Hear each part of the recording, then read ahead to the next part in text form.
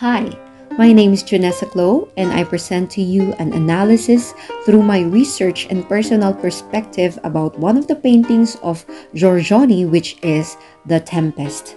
The painting's title refers to the landscape and sky that were ripped apart by a bolt of lightning. In Italian, it's known as La Tempesta, which means the storm. It was originally commissioned by Gabriele Vendramin, a Venetian nobleman, then was purchased by the Italian state in 1856, so it is now currently housed at the Gallery dell'Accademia in Venice, Italy. Let's get to know the artist a little bit. Giorgione, or Tall or Big George, is Giorgio Barbarelli da Castelfranco. He's an Italian painter of the Venetian school during the High Renaissance who died in his early 30s due to a plague. He is known for the elusive poetic quality of his works. The uncertainty surrounding the identity and meaning of his work has made him one of the most mysterious figures in European art. So let's start with the subject analysis by identifying the kind of source of subject in this painting. The Tempest is among the first paintings to be labeled a landscape in Western art history, and it is a milestone in Renaissance landscape painting. It depicts scenes with prominent outdoor settings that were actively sought by a new generation of innovative patrons and collectors. It continues to elude artists and art critics, while its mysterious nature certainly adds to its value, making it important for two reasons.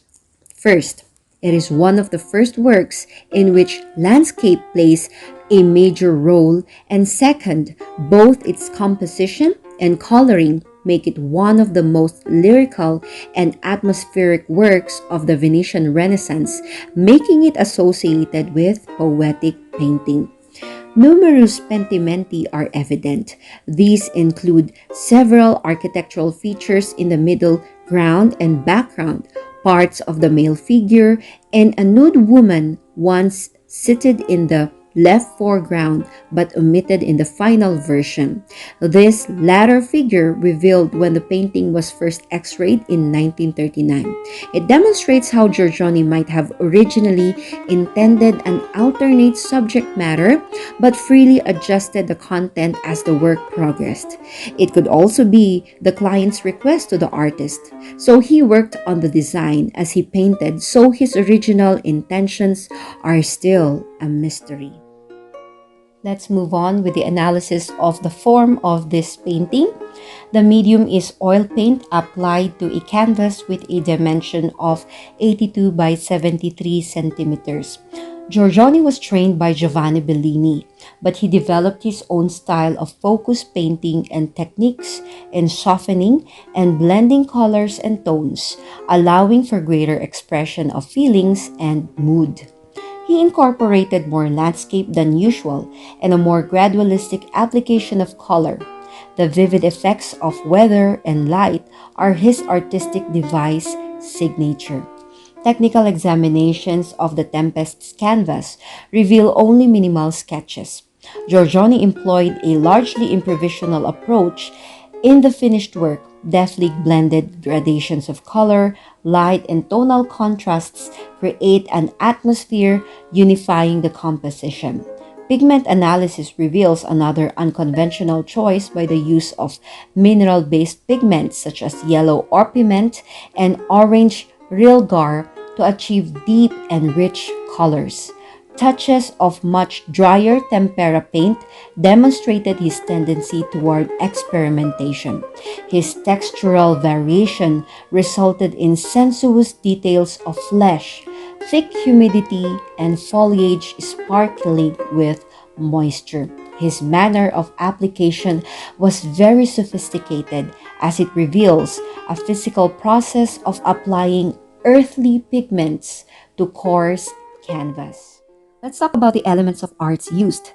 Giorgione used a variety of vibrant and warm natural colors that replicated the appearance of the real world.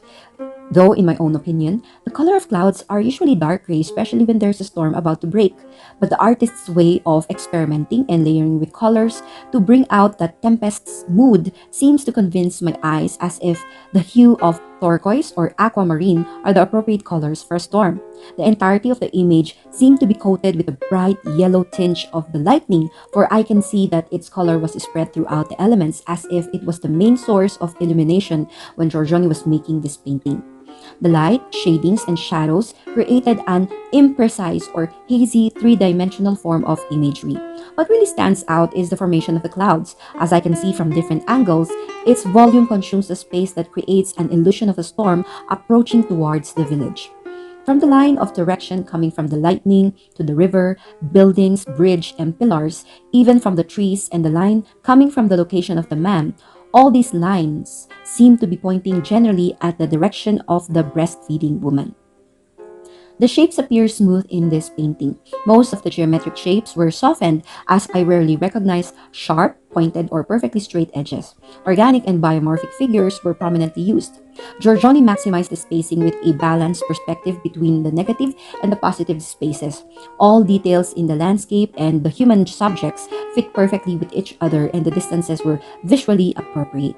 My eyes visually sense the intricate and delicate texture in the details, primarily on the human figure's flawless integument. Instead of seeing roughness on the details of the landscape, such as the ground, grass, and trees, even the buildings, I see a velvety and finely coarse finishing touch.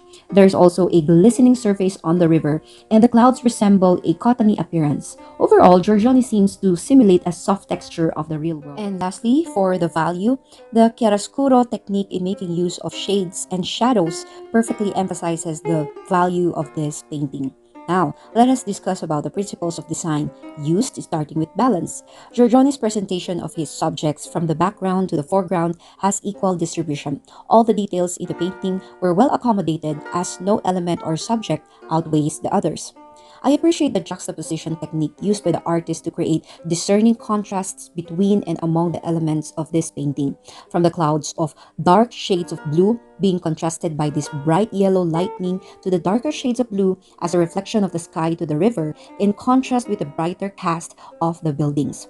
The presence of the human figures in the painting also plays a great contrast from the landscape because of the contrasting colors used by the artist, such as the man in his vibrant clothing and the woman with her infant in their undeniable fair-toned flesh in the midst of the evergreen landscape. There are certain distinguishing features in the painting that have captured my attention. The lightning has an outstanding luminous effect despite its position in a sea of dark clouds that would make you admire Giorgione's effort and expertise exemplified in the painting. The breastfeeding woman, on the other hand, is where my eyes glance at first sight for this image, mainly because of her establishing eye contact with the viewer that captivated my creative curiosity. There is coherence and unity of details and elements in this painting simply because they complement each other, in the sense that nothing seems to irritate my eyes when I look at this image as a whole. In other words, it is visually compelling. A wavelength of pattern of figures can be assessed. The buildings and trees, for example, have alternating heights from high to low and high to low. A transitional hue of colors can be admired through a pattern of light and then dark colors in a gradient manner. The Tempest exhibits a natural world, so the elements and details in the painting are proportionately painted in the view that no specific subject was exaggerated in size, color, or appearance. The perspective was very realistic. And lastly, for the movement and rhythm, this painting takes your eyes during the Renaissance period. The flow of motion directs my eyes to move from one subject to another in a smooth and lyrical rhythm. It is as if I'm listening to classical music or poetry. My eyes begin by establishing eye contact with the woman, feeding her infant, and then gaze over the man staring at the woman, then bring my eyes again to the woman, and then start observing the surrounding one by one until I get struck by the lightning and begin staring at the entire painting once again. And now we have reached the final part, which is content analysis. For centuries, scholars have debated the Tempest subject and meaning. Giorgione was known for hiding meaning and symbols in his paintings, so it may be worth investigating. There were attempts to decode the iconography in order to reveal hidden symbolic narratives. It has been linked to stories from mythology, classic history, religion, bucolic poetry, and humanist texts. There are at least two symbols in the painting, both of which are difficult to discern. One depicts the lion of Saint Mark, Venice's symbol, while the other depicts four wheels or a cart, which was the coat of arms of the Carrara family of Padua. Given the political unrest at the time, perhaps a more compelling argument could have been a warning about the growing likelihood of war between the city of Venice and the League of Cambrai, an organization directed by Pope Julius II. The fact that the figures appear unaffected by the storm suggests that the city of Venice is unaware of the consequences of going to war with the church. A storm is brewing in the sky above the city. Lightning can be seen, and Giorgioni's evocative use of aquamarine and other blue and green colors applied with Leonardo da Vinci's sfumato technique that creates an overall sense of impending doom. The Tempest is divided into two, apparently unrelated halves, foreground and background. A naked woman sits on a small bank overlooking a stream in the foreground to the right. She has a baby on her breast and she uses her thigh to provide additional protection and cover for the child. On the other side of the stream, a well-dressed young man with a stave has come to a halt to gaze at the woman. He is smiling at her, but she is looking at the viewer rather than at the man. His two-tone hosiery appears to identify him as a member of the Campagna della Calza, a Venice-based fraternity of young aristocrats. A stub of masonry with two broken pillars stands behind the two figures. There's no agreement on their significance or meaning. The background is part of the same landscape as the two figures by the stream, but it appears to be distinct from them. In any case, it is entirely made up of landscape, both rural and urban. The stream has widened into a river, which is crossed by a single bridge. There are several beautiful structures along the river that appear to be part of the city, complete with a temple. A small white bird can also be found on the roof of one of the buildings on the right.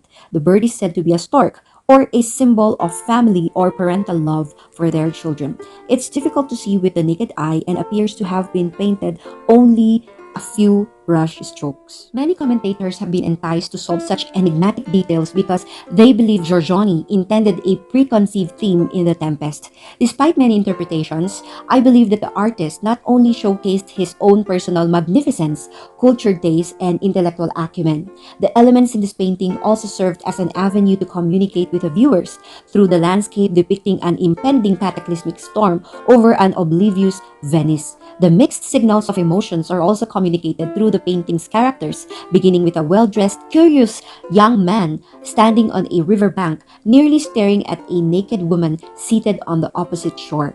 A mood is created through the pensive tenderness between the mother and the child while gazing away from the man, but instead engages eye contact outwardly as if questioning the viewer's intrusion into the secluded, rustic scene. As a modern woman and a mother, my connection with the nursing woman in this painting has greater intimacy. The role of a mother to her child remains consistent from generation to generation. Through the test of time, even from the Renaissance period up to this day and days to come, we mothers will always be a symbol of nurturing love, patience, responsibility, as well as fertility, boldness, and providence. Despite and no matter how many tempests shall come our way, we shall remain calm, composed, and firm to fulfill our roles in sheltering, shielding, and nourishing our family. In the presence of threatening and unfavorable situations, we shall face it with no fear in our eyes, even when we are unprepared or unaware. A mother will be selfless to sacrifice and protect her loved ones. This is what I appreciate the most in this masterpiece. It gives the viewers the liberty to incorporate their own experiences and opinion in giving meaning and intention to the artist's work. One of the greatest English poets, Lord Byron, claimed that The Tempest is his favorite painting because of the ambiguity of both its subject matter and symbolism. It allows viewers to make up their own tales. A final interpretative approach contends that Giorgione's The Tempest lacks any primary subject matter or theme. Instead, some art historians argue that it exists as a capriccio or fantasia with an intentionally ambiguous meaning. Giorgio Vasari, a renowned biographer, lamented in annoyance that he, like other learned viewers in Venice, could not understand the meaning of the artist's painting. No doubt, Art critics will continue to debate Giorgioni's intentions when he created this seminal work, but the truth is that its mystery is a large part of its allure and charm. The artist may simply have created a lovely scene for the sake of painting. Whatever the meaning, The Tempest remains one of the greatest artistic treasures, both of its breathtaking beauty and the mental possibilities it evokes. So once again, this is Chinesa Clo presenting an analysis of Giorgioni's painting, The Tempest. Thank you and God bless.